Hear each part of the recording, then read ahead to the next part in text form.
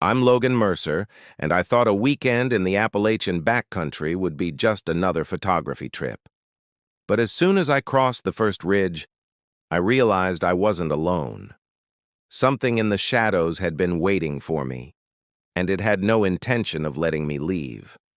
I drove into the Appalachian backcountry at dusk, following a thin gravel road that twisted deeper between tightening walls of trees. I had come alone for a photography project, abandoned mines, silent towns, places people forgot. But the deeper I went, the more I felt as if I crossed an invisible border. The air thinned. The sky darkened faster than it should have. It felt as though the mountains themselves closed behind me, sealing me in. My GPS died 20 minutes earlier, and the compass on the dash spun like it had lost its sense of north. Every hair on my arms stood up without reason. There are landscapes that feel empty. This one felt occupied. Cabins appeared occasionally along the road, but not as ruins from a distant past. They looked recently deserted, like someone heavy and breathing had just stepped out. Curtains crooked, sheds ajar, empty chairs on porches that faced the road like watchers. I slowed my car without meaning to. It felt wrong to pass too quickly, like I would wake something that should remain still. The forest made no sound. Not a single bird, not one insect, not even the sigh of wind. It was the kind of silence that implies not absence, but suppression.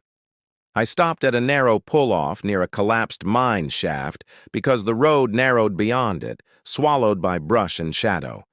Even stepping out of the car felt invasive. The cold startled me. It sharpened the air like a blade. I expected the smell of leaves and soil, but what hit me was metallic and sour, like rust soaked in old blood. The mine entrance sat open like a torn wound in the mountain, beams jutting from the dirt in broken ribs.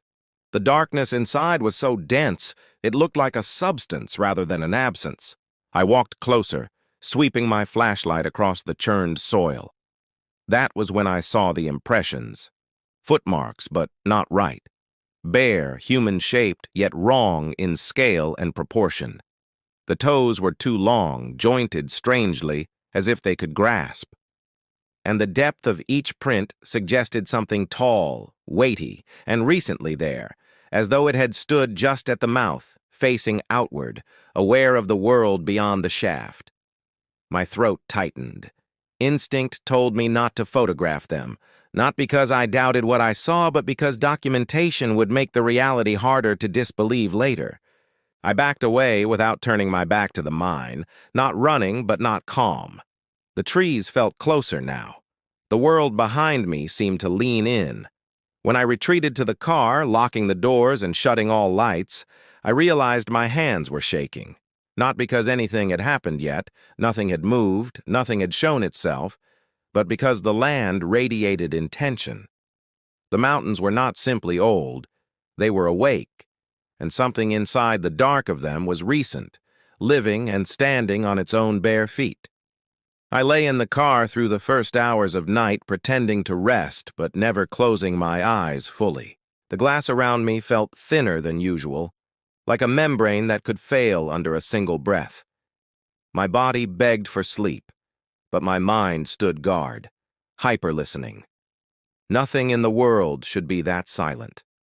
When nature refuses to speak, it is not because there is nothing to say, but because something is present that nature will not speak in front of. That thought lodged itself into me like a splinter. Sometime past midnight, the quiet shifted, not into sound, but into pressure. I felt it first in my teeth, then in my sternum, like the atmosphere densified. My ears rang faintly. Only then did I hear the first movement. Not footsteps, not rapid, not frantic, dragging weight. Leaves folding under something heavy. A slow, assured circling of the car. I held my breath, staring at the ceiling fabric inches above my face, too afraid to angle my eyes toward the windows. The sound moved with patience, not curiosity. It circled once, then stopped behind the trunk directly. The stillness that followed was worse than the approach. I could feel the awareness of whatever stood there. a kind of charged attention like being measured through walls. Minutes stretched until they lost shape. My lungs burned from holding back sound. Finally, there was a faint tap, so faint I questioned it at first. A single tap against the rear glass, not with a nail but with something softer like thick flesh or the pad of a fingertip. The car did not rock. The gravel did not crunch. After that one contact, nothing moved again. When gray morning finally bled through the windshield, my spine hurt from the position I had frozen in. I forced myself to sit up and turn. The space behind the car was empty. The trees stood still, innocent in their arrangement. No footprints, no broken branches. But I saw one thing that made my stomach drop. On the outside of the rear glass, right where the sound had come from, a streak of moisture curved down in an arc, as though something had leaned close enough to fog the glass with its presence before drawing one slow line through the condensation. I got out cautiously, circling the vehicle. Not a single mark on the ground indicated arrival or departure. It was as if the thing that touched my car never used the earth to move. The silence had returned, restored like nothing had intruded, but now I knew it was not the silence of emptiness. It was the silence of something finished, something satisfied to let me know I was not alone. I stared at the dark mouth of the mine again, feeling the cold radiating from it more sharply in daylight. The prints I had seen there last night were no longer faint impressions. They were softened, as though something had returned to them, stepping once again over the same ground while I held still in my car, pretending to sleep. And the fresh depressions pointed not outward anymore, but inward, back into the mine, as if whatever had come out in the dark had gone back inside before the sun returned. I started toward the ghost town with the kind of dread that settles not in the stomach but in the spine. The trail was barely a trail, more a thinning of undergrowth that hinted at human passage long ago. I kept expecting to hear some trace of life, wind threading through branches, water traveling under stone. But there was nothing. Even my own footsteps sounded muffled, like the forest absorbed impact before it could echo. The deeper I went, the more the geometry of the woods felt wrong. Trees crowded at angles that bent the idea of symmetry. Distance felt elastic. Sometimes the path seemed to lengthen with every step, and then suddenly sections of terrain collapsed under me too quickly, as if I had skipped over time itself. Strange objects began appearing along the way. Rusted miners' tags hanging from twine, twirling slowly though no wind moved them. Animal bones wired together not in piles but in shapes, circles, ladders, rib cages suspended like warnings. Stones had been stacked in impossible columns, slender bases holding slabs that should have toppled. None of it felt like superstition or ceremony. It felt like boundary marking, territorial, deliberate. When the town finally came into view between the trees, it did not emerge like a discovery, but like something unveiling itself, as though it had been closer for longer than I realized and simply chose to be seen now. Sagging roofs, collapsed porches, windows swollen with grime. The buildings looked not left behind by humans, but repossessed by something else. I stood at the tree line for a long minute before I stepped out into the clearing, feeling like I was crossing into a space under ownership. I lifted my camera for the first time since arriving. Through the lens, the world looked colder, flatter, but also more revealing. Between two of the cabins, where the naked eye saw only darkness and boards, the camera showed a figure. Thin, pale, tall, with limbs too elongated. It stood motionless, angled as though facing me. I dropped the camera and looked with my own eyes. Nothing there but two slats of wood and shadow. I raised the camera again, and there it was still. Same position, same tilt. A hot, electric panic ran up my neck, but I forced myself to lower the camera slowly. I did not run. I moved forward step by careful step, pretending I had not seen it, pretending the lens lied. But the feeling of being watched swelled so strongly that my scalp prickled beneath my hair. The town radiated presence, like multiple sets of eyes watched through every boarded slit. I stopped near a broken porch to catch my breath. The air tasted metallic again, my pulse felt loud enough to betray me, and in the corner of my vision something shifted, not in sound, not in air, but in placement. One of the stone towers I had passed on the trail now sat at the edge of the clearing, though I had not seen or heard anyone move it. It had followed me without being carried. Night fell faster than reason allowed. Shadows crept across the town like liquid, pooling in corners where boards had split and walls leaned. The forest outside seemed to press closer, branches scraping against the roofs with soft, deliberate rhythm. Every movement I made echoed unnaturally. I tried to focus on the broken streets, the crooked chimneys and the sagging doors, convincing myself that if I cataloged everything, I could maintain some control. But control was a fragile illusion here. The air smelled thicker, metallic, and with a hint of something rotten, like decay lived inside the town itself. I wandered among the buildings, camera in hand, photographing doors swollen with moisture and windows so opaque they looked like mirrors. Each picture revealed something I hadn't noticed in reality. The pale figure that had haunted my lens was closer in every frame. In one shot, it lingered behind a collapsed wall. In another, it loomed at the top of a rickety staircase, toes curled over the edge, body bending unnaturally. Each time I lowered the camera, the space seemed empty. Each time I raised it, it advanced. It was patient.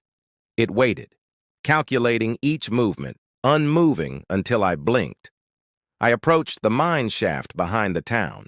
Even in daylight, it exuded a cold that felt deliberate, like inhaling from a living thing. I shined my light inside, revealing nothing but dark, empty timber beams. Yet the darkness seemed too thick to be empty. I stepped closer, and the ground trembled faintly, as though the earth beneath it was aware of my presence. The camera in my hands vibrated in subtle pulses. My pulse matched it. I didn't dare breathe too deeply. The sky darkened fully, and I realized the forest no longer bordered the town. It pressed in from all directions, trunks bending unnaturally, branches tangling like claws. I moved to leave, only to find that the path I had used to enter had vanished, swallowed by brush that now stood impossibly tall and dense. The town had not changed, yet the road was gone. I walked aimlessly, circling buildings that I swore I had passed before, yet angles and details shifted as though rearranging themselves behind my vision. The forest and town were collaborating, folding space and time into a cage. When I finally stopped, my knees buckling from exhaustion, I noticed the ground pulsing faintly beneath my hands as I knelt. The earth felt warm, alive in a slow, patient rhythm. I lifted my hand. The warmth lingered, as if something had pressed against my skin from below. My eyes darted to the mine, where a faint mist rose from the entrance. In it, I could just make out a pale, elongated shape. The toes were no longer curved inward but splayed outward, gripping the edge like claws, body bent unnaturally, head cocked in a tilt that suggested curiosity, or worse, calculation. The mist thinned, revealing nothing more than darkness, yet I could feel it watching. I realized that the figure wasn't confined to the mine anymore. I retreated to the town center, heart hammering, trying to map my bearings. But everything had become a mirror of itself, repeating, reshaping. And then I saw it through my camera one last time. Every photograph I had taken since entering the town now displayed the figure not just in one frame, but multiplied, in corners, behind every doorway, at every angle, not approaching, not retreating, simply existing, patient, omnipresent. I lowered the camera, and it was gone. But in the faintest shadow behind me, I could feel the tilt of a head and the long, deliberate stretch of toes through leaves. It had not moved, but I had noticed. That alone was enough. I do not know how long I have been wandering. The forest has swallowed all sense of direction. The town I thought I had left behind reappears and disappears like a mirage. each time slightly altered. Doors ajar where they had been sealed, windows clear where they had been opaque. My phone buzzed once with a single bar of service, but I could not call anyone. I could not even type a message that would send. The device feels like part of the trap now, taunting me with useless connectivity. The flashlight flickers, dying in my hand. Shadows deepen even in its weak circle, and I feel them pressing close, leaning in from every angle. The air smells metallic and damp. I can hear faint shifting beneath the leaves, something crawling, something measuring my steps, always just beyond visibility. The ground pulses with the same rhythm I felt near the mine, a slow, deliberate heartbeat. I tried to step back, to retrace my path, but every attempt collapses. The forest folds, warps, reroutes. Hills stretch impossibly, depressions deepen unnaturally. The world has lost consistency, yet everything feels conscious of me, aware of every trembling step. I feel watched from all angles, yet when I turn, nothing is there. I return to the mine. It calls me with a cold so deep it feels alive, licking at my skin like smoke. The entrance yawns, wider than memory allows, blacker than night should be. I shine my dying flashlight inside and see nothing, except for a faint shimmer on the far wall, as if the shadows themselves pulse with anticipation. Then I see it. The figure stands just inside, taller than any human, its body elongated and grotesque, toes gripping the floor. It does not move, yet I can feel its awareness, its patience. I realize that it has been waiting for me to reach this place all along. I take a step back and the earth beneath me pulses violently, like a heartbeat accelerating. Leaves rustle with weight that isn't there, and I stumble, landing hard against the ground. When I lift my eyes, the mine is gone. The town is gone. The trees have rearranged themselves, enclosing me completely. Yet in the distance I see the pale shape, not in the mine, not in the town, but suspended between trees, levitating, limbs bending in ways they should not, head cocked to observe me with patient curiosity. My pulse mirrors the rhythm of the earth, mirrored by the silent breathing of something older, larger, and unrelenting. I move forward instinctively, drawn by some compulsion I cannot name.